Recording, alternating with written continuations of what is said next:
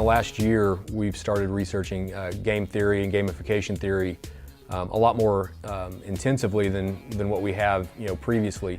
I've actually done a little bit of gamification with the online course that I teach in terms of using conditional release, which is a tool that's found within our learning management system, to open content as students progress through the course. I think some of the interesting things about gamification are that it makes the content more engaging, it makes it a little bit more fun, and I think the other thing is that it probably makes the course a little more intuitive when you think about how you're engaging with material in a gamified classroom versus a traditional online classroom. That there is a certain amount of user experience and user interface that's made a little bit easier by using those gamification points in your classroom.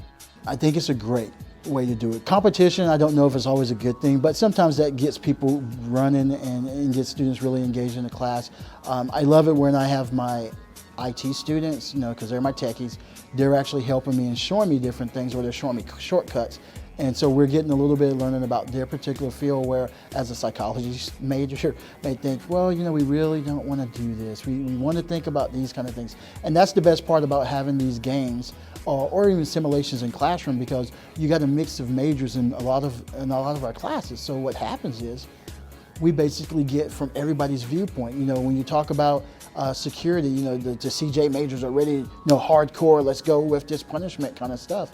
Whereas, again, we talk about a business person, they're looking at it from the other side of things, from that standpoint. So gamification is good to a certain degree, if you don't get too overboard with it. But there are some programs where I've known, I actually had a colleague use and I'm sorry, I forget the name of the game, but basically it was Conquer the World kind of video game. And basically he had the students using Sun Tzu's philosophy.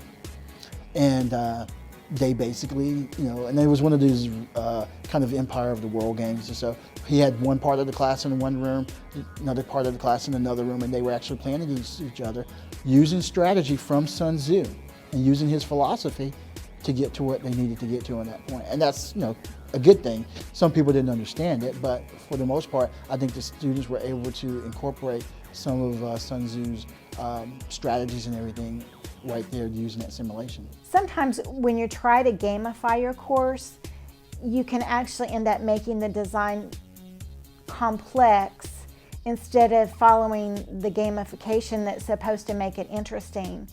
So for instance, if I have a quiz or something that is going to trigger a release of content, sometimes the students get confused and they just don't know why the content's not available. They don't realize that the course has been gamified. So that can be a little tricky. So if you are going to use a special design or unique technique, definitely be very upfront and let the students know exactly how the course is structured and how it's going to lay it out, whether you do that with a video or something like that. That would be very critical anytime you're using something special. Otherwise, the students can just get lost.